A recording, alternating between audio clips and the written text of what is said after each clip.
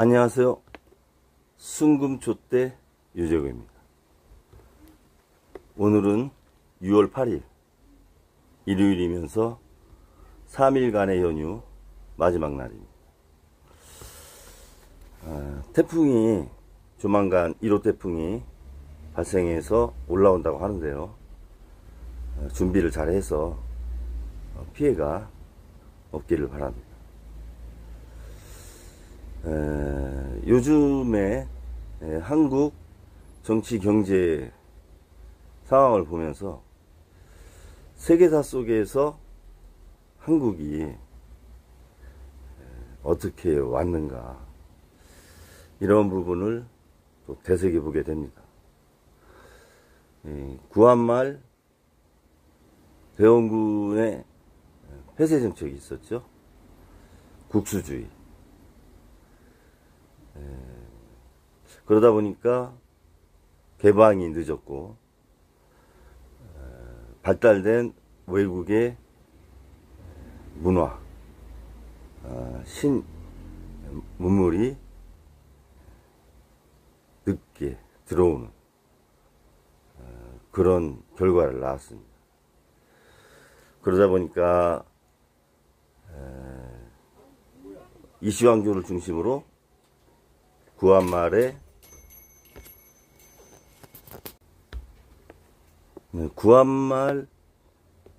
그러한 폐쇄 정책이 지속되면서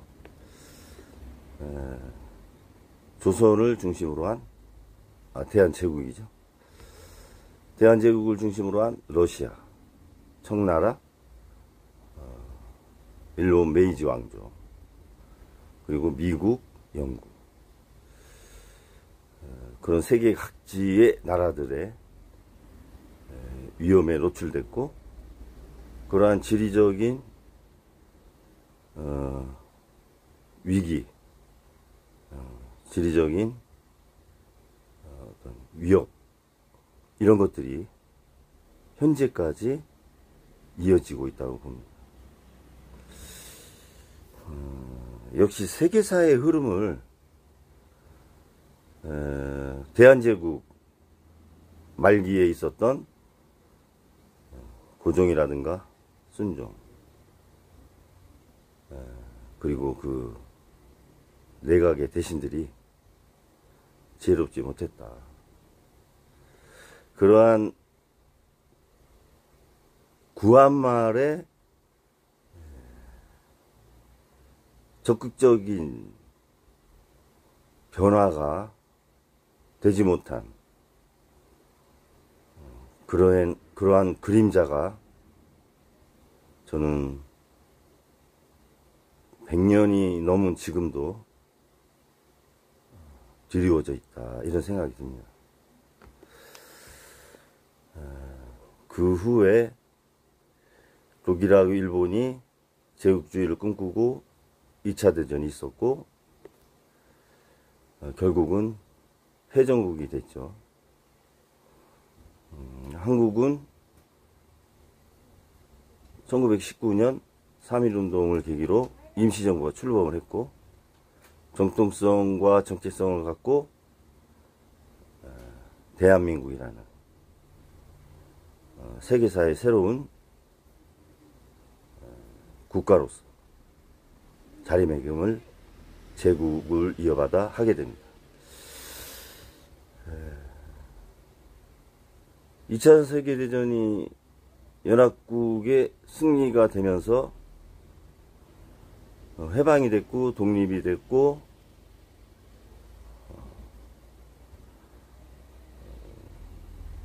제1공화국이 출범을 하게 되죠. 지금 돌이켜보면 독일이나 일본, 한국은 전쟁을 치른 나라예요. 같은 시기에. 그런데 지금 독일은 제 3대 강국이지 않습니까? 나라로 볼 때, 이유가 세 번째지만 나라로는 경제 3대 강국이죠. 일본은 4대 강국.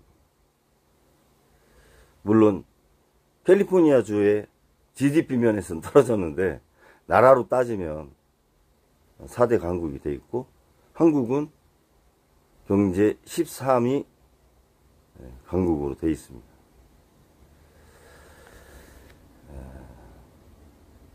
전쟁을 치른 나라가 한 4, 50년 만에 기적적인 경제 부흥을 다 일으켰습니다.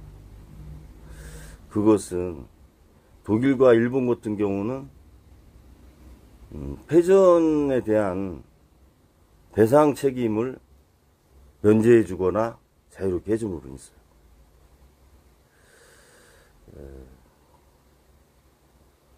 그리고 한국은 어려운 시기에 독립을 해서 전쟁을 또 치렀잖아요. 완전히 나라가 피폐해진 상황이죠.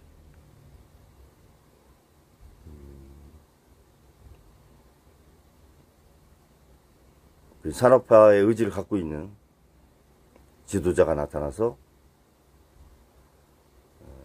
토대를 많이 닦으셨습니다. 그 부분은 인정을 해야 돼요.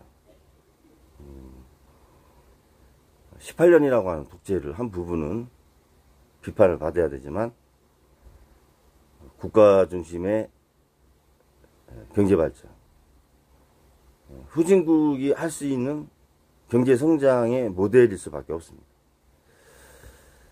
그런 부분을 통해서 IT 강국으로, 또 디지털 강국으로 이렇게 지금 온 상황인데, AI에서 딱 막힌 상황이 된 거죠.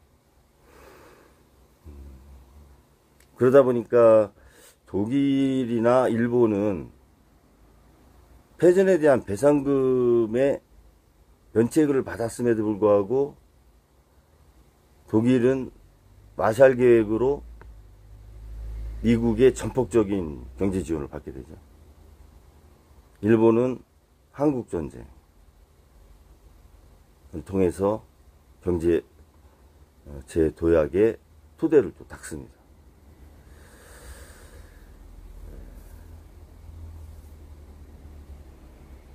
이 세 나라의 공통점, 독일, 일본, 한국, 독일, 일본, 다 제조업 중심의 국가죠. 그리고 세계의 공장이라고 할 만큼 제조업을 발전시킨 나라입니다. 그 이면에는 자국의 노력도 있었고, 미국이 굳이 국내에서 생산할 필요가 있냐, 저렴한 인건비가 있는 해외 국가에서 제조업을 해서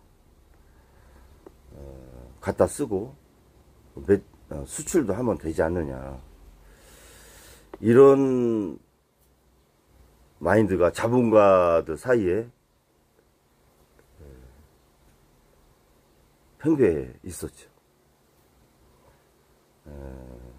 그리고 영국이 파운드화가 소로스 펀드의 공매도 공격을 받고 파운드의 영향력이 급격히 떨어지면서 자본시장의 패권이 미국으로 넘어오게 됩니다.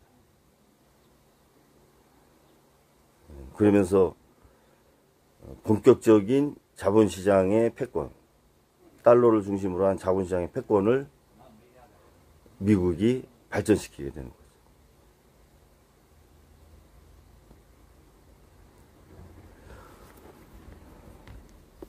부채의식이 없을 수는 없어요. 독일이나 일본, 한국 같은 경우는 미국이 협력을 해줬기 때문에 국가 산업이나 국민의 삶이 나아지는데 기여를 한 부분은 부정할 수는 없습니다. 그런 부채의식 때문에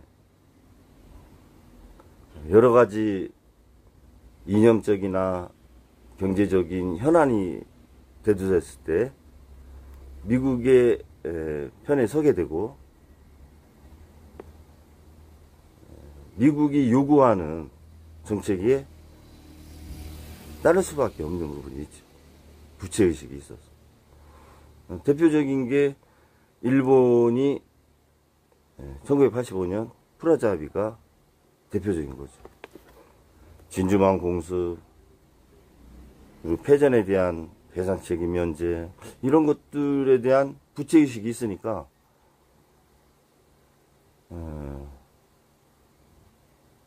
환율 인하를 할 수밖에 없는 그런 상황이었다, 이렇게 생각이 듭니다.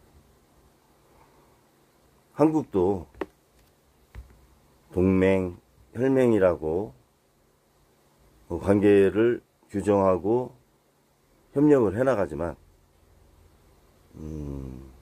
부채의식이 자리 잡고 있는 거예요, 사실. 그래서 어떤 치포라든가 반도체 동맹, 기술 동맹, 이런 것을 제안하면 거절하기가 좀 어려운 부분입니다.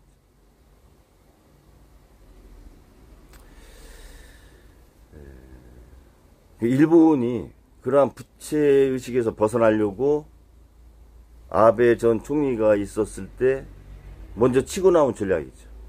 인도태평양 시대. 일본을 중심으로 한 인도태평양 시대를 제안을 한 거 아닙니까? 아베가. 그런 면에서 한국 정치가 지정학적 위험 요소만 얘기할 게 아니라 동남아시아에서의 어떤 패권, 그러한 데 중심이 되는 아젠다를 이렇게 내놓을 필요가 있어요.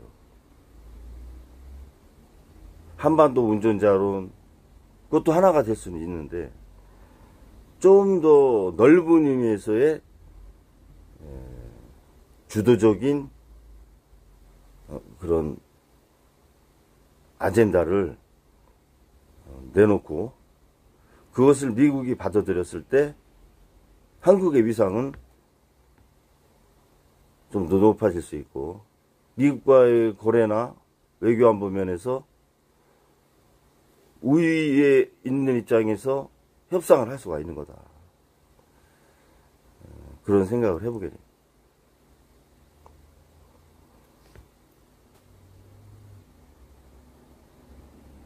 임종석 전 실장이 김대중 대통령 서거 일인가? 작년인가 올해 총가에 추도식에서 통일을 하지 말자. 다음 세대에게 맡기자. 그리고 헌법도 개정하자. 이런 얘기를 한 적이 있죠. 김민석 최고가 거기에 대해서 반론을 얘기했죠.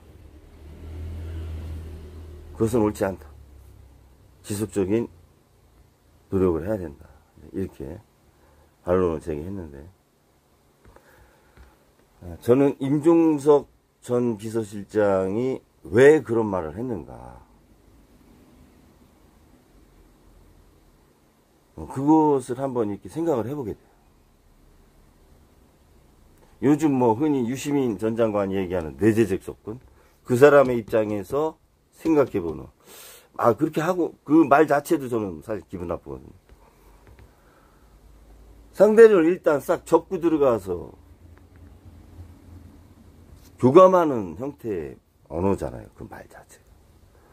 상대 입장에서 생각했을 때가 아니라 내재적인 접근? 그렇게 유의적인 언어를 쓸 필요 있습니까? 막상 학생운동하고 민주화운동을 하고 정치에 발을 딛고 정치를 해보고 여도 해보고 야도 해보고 그리고 정권을 잡아서 정권 1인자의 옆에 있어 보니 이게 최고 권력이 아니구나. 한국의 대통령이 최고 권력이 아니구나. 이런 걸 느껴지지 않았을까. 한국의 대통령이 결정하는데 미국의 허락을 받아야 되는 게 너무 많은 거죠. 그거를 아마 많이 알았을 겁니다. 통일도 우리 한국이 원한다고 되는 게 아니다, 이거. 미국과 중국과 러시아, 일본, 이 네 나라가 동의를 하지 않으면 안 되는 구조 아니냐. 이런 거를 체감적으로 세계사의 역학관계에서 느꼈을 거라고 저는 봅니다.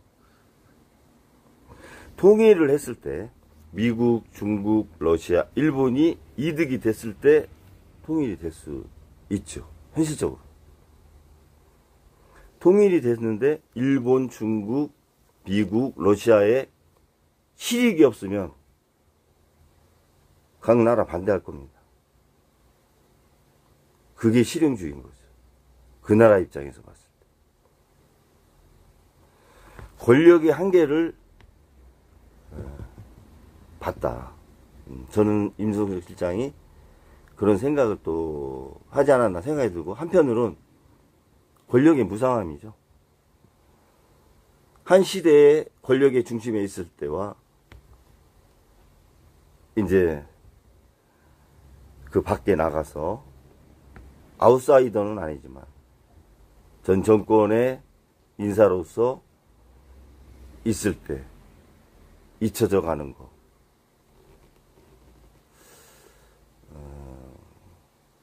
그런 거에 대한 허탈, 무상, 정권 무상, 그런 것도 있을 수 있다고 보는데, 통일을 정권 무상, 중심에 있지 않아서 느끼는 허탈, 이런 거로 접근하는 것은 문제가 있죠. 그거는 아주 개인적인 감정입니다. 통일을 개인적 감정으로 접하는 안 된다. 저는 그렇게 생각을 합니다.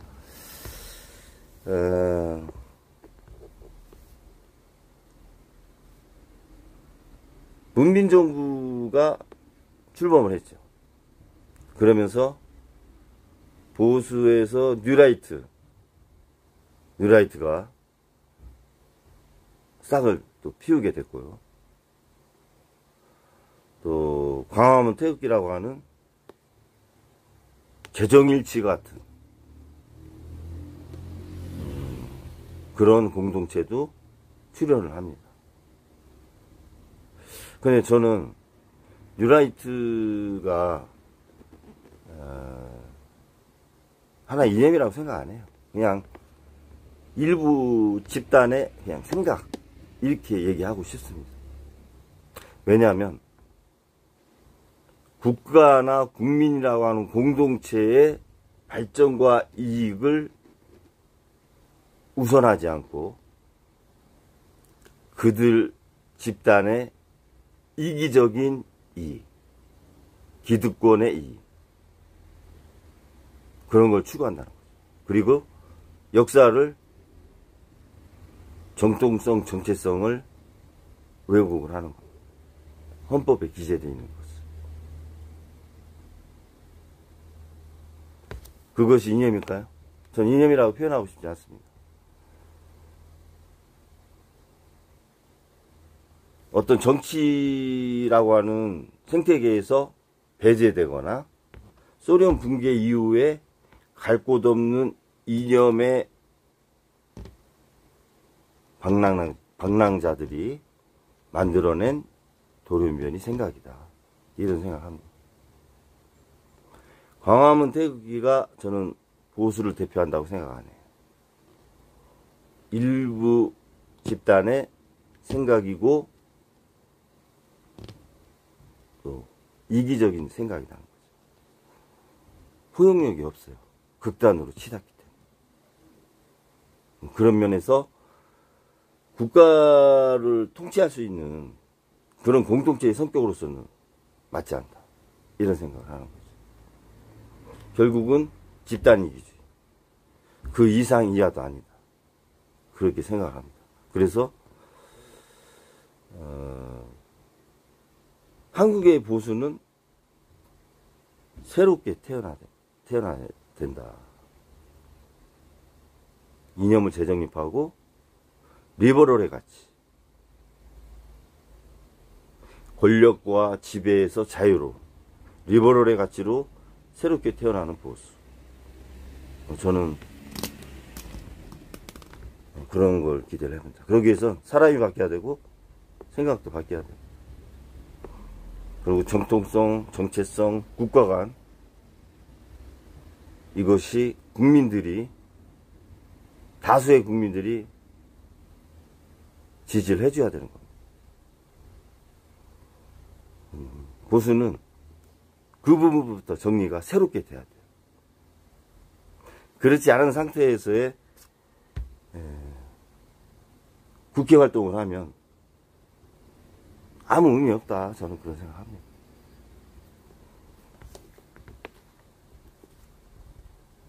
대만이 참 어려운 상황에서 역사를 이어오고 있잖아요. 중국공산당 마오쩌둥한테 밀려서 섬으로 이렇게 장제석이 자신을 따르는 사람들하고 이렇게 온 건데,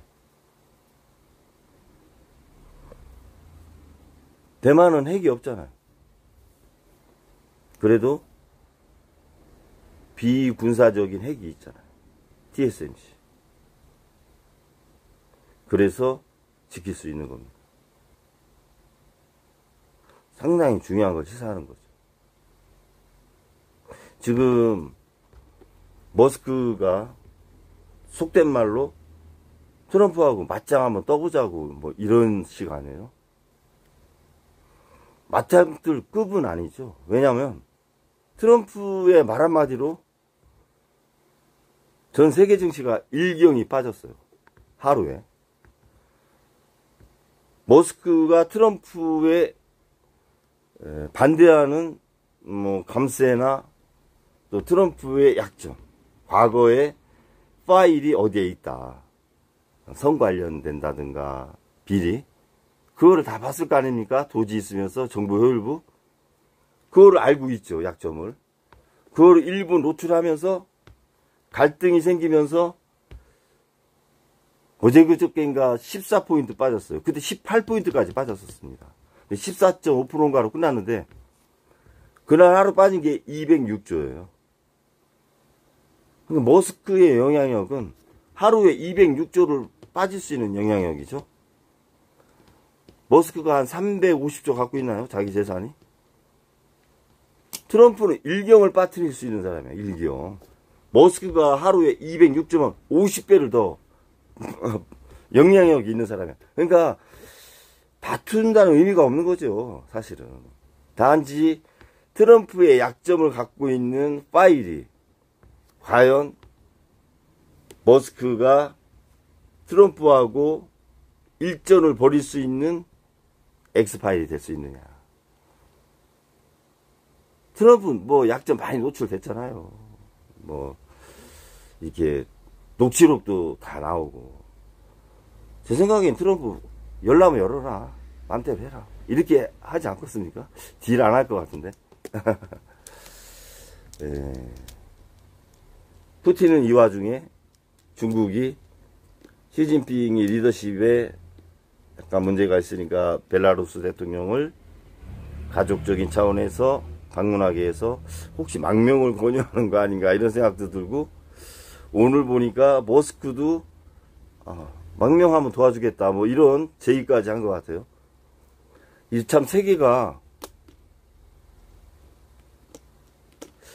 급변한다고 표현해야 되나요? 아니면 역학관계가 비정상적으로 가야 된다고 할까요? 해석이 안 되는 거죠. 해석. 그러니까 학교에서의 정치학을 가리키는 것과 경제학을 가리키는 것으로서 해석할 수 없는 정치와 경제 상황. 어렵습니다. 이 대학이요. 이론 가리키기 어려울 것 같아요. 교수님들 전부 다 실전 경험 안 하면 교수하기 힘들 것 같아요, 제 생각에. 지금 이재명 대통령의 정제는 실용시장주의. 그거로 생각이 들어요. 정부는 국민주권 정부. 실용시장주의다. 실용주의가 플래그머티즘이죠. 실용주의는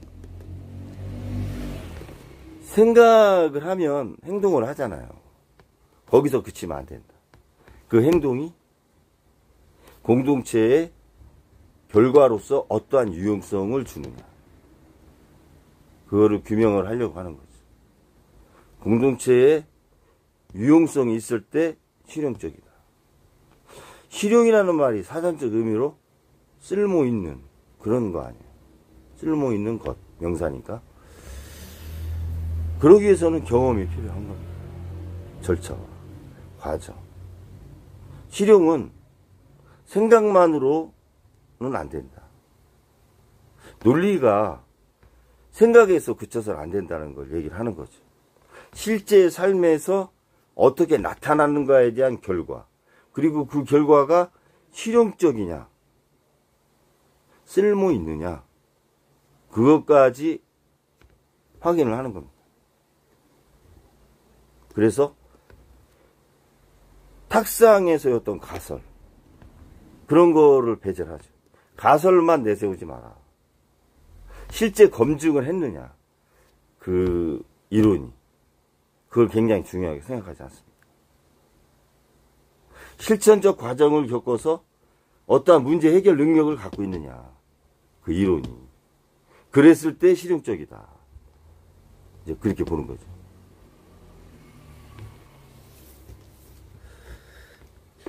이재명 정부, 그러니까 국민주권 정부에서 여러 가지 시도가 있을 겁니다. 경험, 또 실천적 과정, 평가를 하겠죠.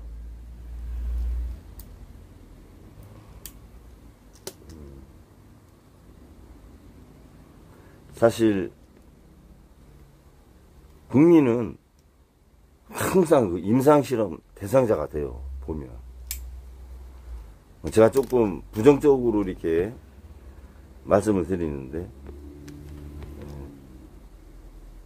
실용시장주의 하시는 것을 반대하거나 그러는 게 아니에요.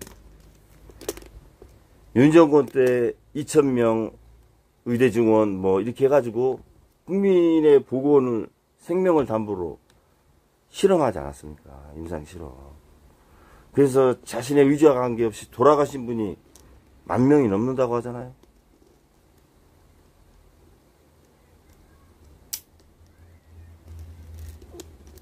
그게 저 맨하탄에 쌍둥이 빌딩 습격당했을 때 3,000명 조금 넘게 죽었어요. 진주만 공격당했을 때 2,500명이 죽었나? 그럼 10,000명이 자신의 의지와 관계없이 민주주의 국가에서 돌아가셨다. 사망했다.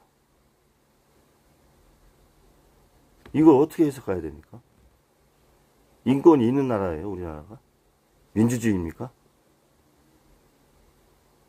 그런데도 응급실 앞에서 20곳, 30곳을 연락해도 갈 곳이 없어서 돌아가신 분도 있는데, 응급실 앞에서 최고회의 한번 열은 정당이 있습니까?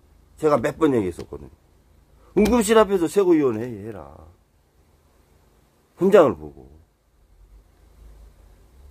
실용주의를 외치려면 그렇게 했었어야죠. 그렇게 안 했잖아요. 검증을 안 하셨잖아, 현장 검증. 그러면서 10,000명이 죽었다 이렇게만 얘기하면 그것은 과정을 확인하지 않은 상태에서 발표하는 거죠. 저는 이재명 대통령한테 본인이 얘기하는 실용이 어떤 것인지 좀 더 구체적으로 국민한테 소상히 설명을 해 주셔야 된다. 그런 말씀 드립니다. 나라가 어려워요. 나라가 어렵다는 건 뭐예요? 기초 체력이 약하고 기초 펀더멘털이 무너졌다는 거죠. 지금 주식 올라가는 거 선거법이 개정이 됐습니까? 개정한다고 하는 거고, 밸류 가치 높이는 쪽으로 제도를 개선한다고 하는 거거든요. 그거에 대한 희망. 그래서 주식은 선행지표인 겁니다. 어떤 결과가 나왔기 때문에 오르는 게 아니에요. 미래에 대한 희망을 갖고 선행지표로서 오르는 건데, 이게 자칫 국가가 만들어낸 버블이 되면 안 되는 거예요. 지금 2800 올라와서 예를 들어 3000 갔어요. 근데 어떤 결과가 없어. 외국인들 싹 저점에 샀다가 59,000원 좀 하더라고요. 삼성전자. 막 5만원대 샀던 거 한 6만원 초반에 또 싹 팔고 나가면 국가 버블 되는 거 아닙니까? 그 부분에 대한 안정장치 있어야 된다는 거죠. 환율이라든가 금리, 여러 가지 채권, 외국인의 자본 현황, 상황 파악하면서 실질적인 미래의 성장을 두고 투자하는 건지 치고 빠지려고 하는 거지. 매사기. 금융감독원이나 증권감독원 뭐 하는 거예요? 그런 거 하는 거야. 그래서 그렇다면 일반 투자자들을 보호하기 위해선 어떻게 해야 될 것인가? 정부가 만들어낸 버블에 또 희생당할 것인가? 파생상품에 얼마나 일반 소액주주가, 일반 투자자가 희생을 당했어. 재산도 다 날리고. 잊을만 하면 터져나오잖아. 라임, 옵티머스, 홍콩 ETF, 신한은행권.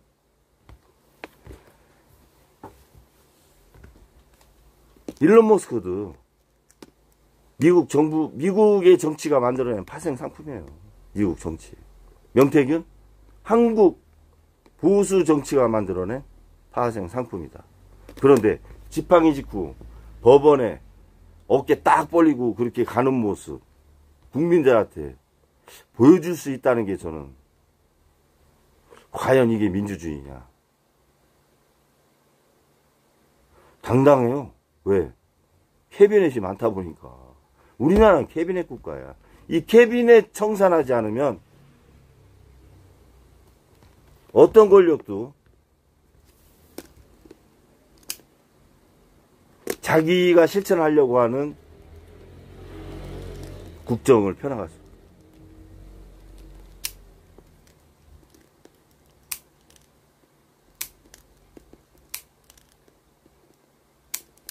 국가 브랜드가 반토막 나서 국가 인지도가 떨어졌고 국가 신용 등급까지 문제가 되는 상황이 오고 있단 말이죠. 사람이든 기업이든 약하면 어떻게 해야 돼요? 낮춰야죠. 조금. 굴종이 아니라 한번 물러서는 겁니다. 그러면서 훗날을 기억하는 거죠. 와신 상담해야 돼요. 그러기 위해서는 뭘 해야 되느냐? 핵을 갖던 아니면 핵을 안 가질 것 같으면 핵의 버금가는 동등한 비군사적인 경쟁력을 갖고 있어야죠. 그게 삼성전자였잖아요. 근데 삼성전자가 그런 역할을 이제 못해요. 그런 걸 갖고 있으면 제재를 못하잖아요. 규제를 못하고. 그리고 협상할 때 동등한 위치에서 할 수 있습니다. 강대국이래. 맞다이로 할 수 있는 거죠. 과연 우리가 그런 카드가 있느냐? 없잖아요, 지금. 알루미늄, 철강 25%에서 50%를 올린다죠? 일본은 US 스틸 인수했잖아요. 포스코, 현대제철 수출 못해요, 이제. 50% 있는데 어떻게 수출해? 적자인데. 현대차 가격 올려야 되죠. 아니, 포스코도 올려서 수출해야 되는데, 그럼 사겠습니까?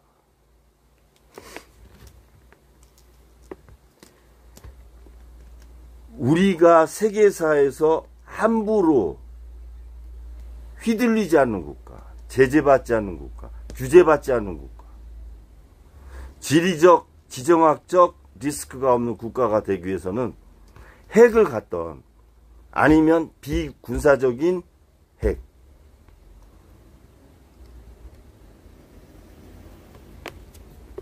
블랙웰, 그것도 있을 수 있죠.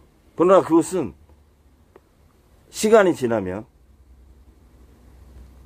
여러 기업이 생산할 수 있어. 양자 컴퓨터도. 누구도 따라올 수 없는 기술. 그런 게 있어야 돼. 그러면, 이 나라 건드리면 문제 있어. 중국의 히토류도 그런 거죠.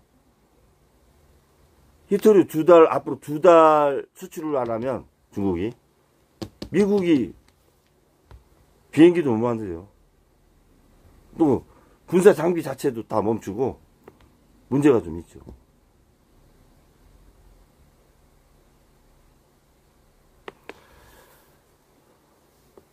사우디가 석유를 원유값을 지금 63달러, 4달러 가잖아요. 사우디도 빚이 굉장히 많아요. 우리나라 정도 됩니다. 우리나라가 1400조니까 사우디가 한 1800조 되거든요. 1800조 아니면 2000조 가량. 우리보다는 많아요. 근데 지금 64불 갖고는 채산성이 없는 거죠. 미국의 쉘 석유 기업들, 그 채굴하는데 배럴당 단가가 60달러 전후할 거예요. 근데 64달러, 3달러 하면 거기다가 알루미늄하고 철강이 50% 관세면 뭐 남는 거 있겠습니까? 그러면 생산 안 하겠죠. 그럼 결국 사우디가 생산을 하게 되는 거죠. 이쪽 미국은 죽고. 사우디가 원유 가격 올리지 않은 이유도 그런 있을 수 있는 거죠. 일정 부분 손해를 감수하고 미국의 석유 회사들을 채산성을 맞지 않게 뭐 1, 2년 가면 포기할 거 아니야. 그런 생각으로 장기전으로 갈 수도 있는 겁니다.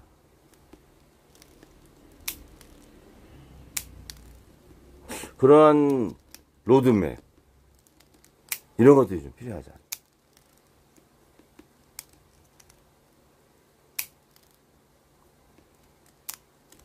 아무튼 어려운 상황입니다.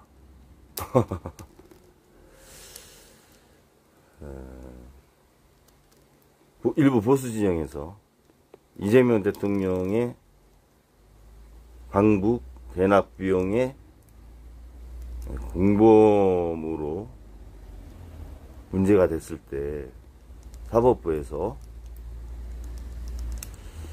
미국의 제재에 위반하는 행위를 한 거기 때문에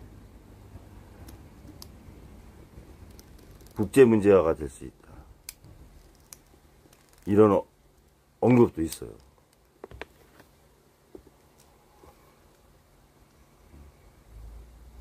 그럼 제재에 따라야 되는 게 맞죠. 사실은 우리나라는 미국과의 관계에서.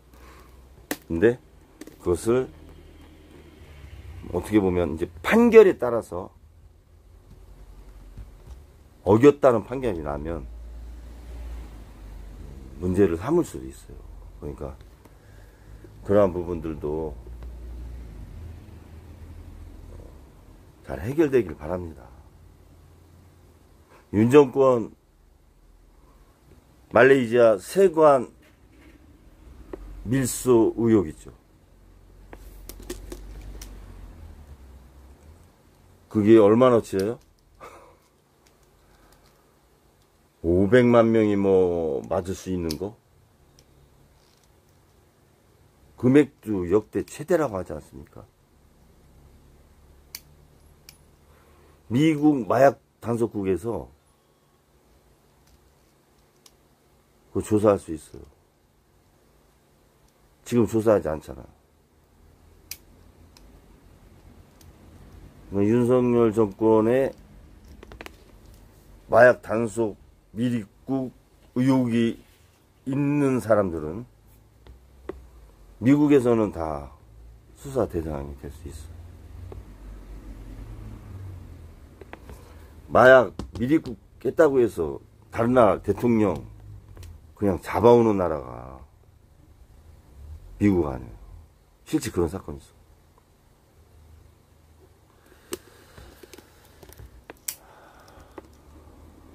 미국과 협상해서 이렇게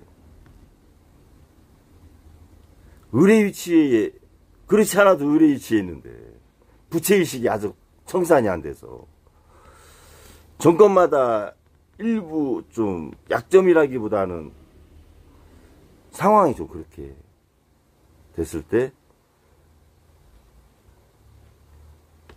국익을 우선하는 협상 결과가 나올 수 있느냐, 이런 면에서 국민의 한 사람으로 우려가 많이 됩니다.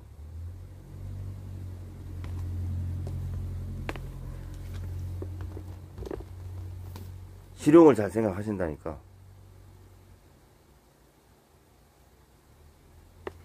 지혜롭게 대처하시길 바라고. 너무 조급해 하시면 안 돼요. 하루, 왜?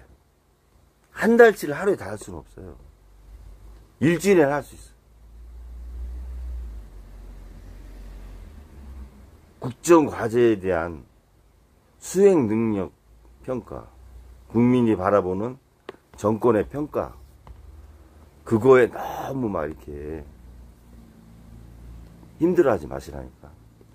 천천히 해나가시면서 바르게만 해나가시면 됩니다. 바로 속에만. 물론 속도도 있으면 더 좋겠지. 그러나 너무 빨리 하다가 오히려 바로 서지 않고 여기에 효과가 나면 2배의 손실이 올 수 있는 거다. 그런 말씀도 드립니다.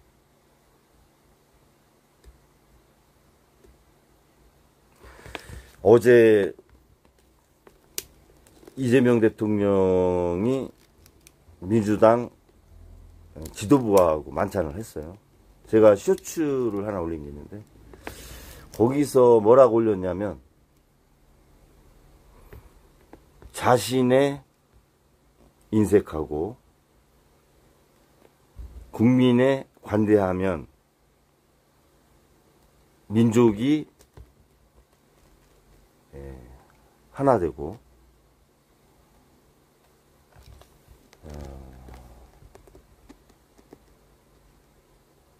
국정에 냉정하고 민생에 열정이면 국가가 바로 선다. 그렇게 올린 거 있습니다. 조회수 많이 나왔어요. 2만 한 2, 3천 나왔더라고. 쇼츠인데. 저 같은 뭐 이름 없는 유튜버가 쇼츠 올린다고 해서 10,000 넘기 어렵거든요. 2만 2, 3천 나왔어요. 많이 나왔어요. 그 밑에 또 제가 다른 게 뭐냐면, 하늘에서 선열이 지켜보고 땅에서 다음 세대가 지켜보고 있다. 그렇게 올렸어요. 비토하는 쪽으로 올리는 게 아니에요. 전 정부가 그거를 몰랐기 때문에 알겠지만 높아심에 올린 겁니다.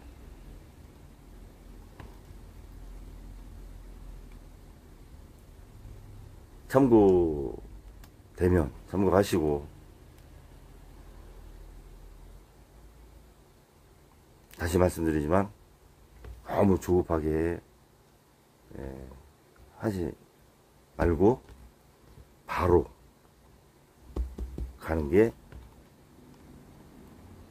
우선순위다. 그런 말씀 드리고, 연휴 때 또 고생했어요. 손님이 없어가지고. 사람도 없습니다, 지금. 인적 자체가 없어요.